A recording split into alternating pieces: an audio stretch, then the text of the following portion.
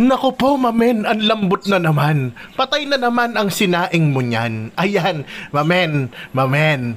O, tira naman tayo ng pata ulit, mamen. Ito yung tinanong ko sa inyo. Ang tawag dyan, mamen, KBL. Pero hindi authentic to, mamen ha. Mamen version lang kasi ang hirap naman talaga hanapin dito ng mga rekado niyan, mamen. Hindi ko lang sure, mamen, kung sa palengke nyo meron ha. Basta pag tinanong nyo, sabihin nyo, Kadyos. Ayun, mamen, ang ibig sabihin nga pala ng KBL, Kadyos, baboy lang ka, lutong Ilonggo, pero ito, mamen version, kaya tirahin na natin, baka tirahin pa ng iba. O mamen, ito naman, hindi muna tayo magigisa, mamen. Ayan ha, mura lang, pang tipid meals ang binili ko, knuckles. So, dalawang ano yan, yung buong knuckles. Pagpata kasi yung may laman, medyo mahal. Pero ako, mas gusto ko to. Kasi andyan lahat ng lited, mamen. Ayan, tinubigan ko lang siguro din yung lubog. At ito yung tsura ng Kadyos, mamen, no. Kagabi, mukhang ano lang yan, kasi liit ng munggo. Binabod ko 24 hours sa tubig. Munggong kulay itim, parang ganon. At yung pata natin, mamen, sinunog ko ng blowtorch para mawala yung mga balahibo at magkatusta ng konti. Ayun, mga 5 minuto ko pinakuluan, tapos binanlawang ko tong talyasin natin at saka tayo mag-isa ng aromatics, mamen. O, alam nyo na yan, parehas din yan, para kang nagsinigang, mamen. Magigisa lang tayo ng sibuyas, bawang, at kamatis, mamen. Yun nga lang, pag silip ko sa rep, wala pala akong kamatis, mamen. Pero okay lang, walang problema. Goods pa rin yan. Ayan, sangkutsay na natin itong patang pinakuluan natin. Kaya natin pinakuluan, ulitin ko lang ha, kasi may may masangsang na amoy. Ayan, lagyan na lang natin ng onting tomato paste. Parehas din naman yan, tomato rin yan, onti lang. Medyo lutuin lang natin talaga.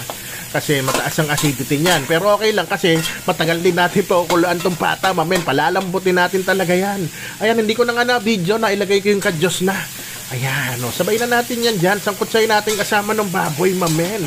Pagkatapos nyan, wala tayong gagawin, kundi lalagyan na ng criminal water.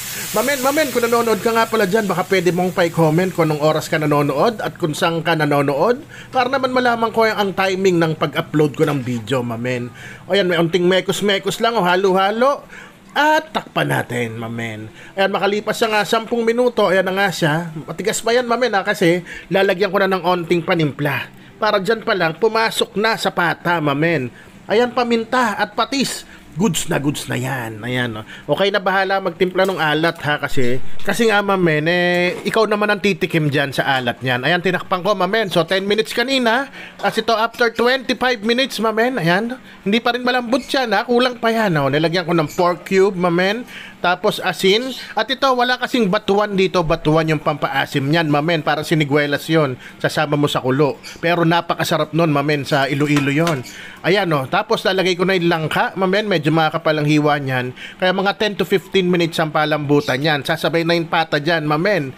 So ayan, nilagay ko na rin yung ceiling green para umamoy siya at lumasa na rin dyan. O ayan, after 15 minutes, kataon na yan. Malambot na yung pata, mamen.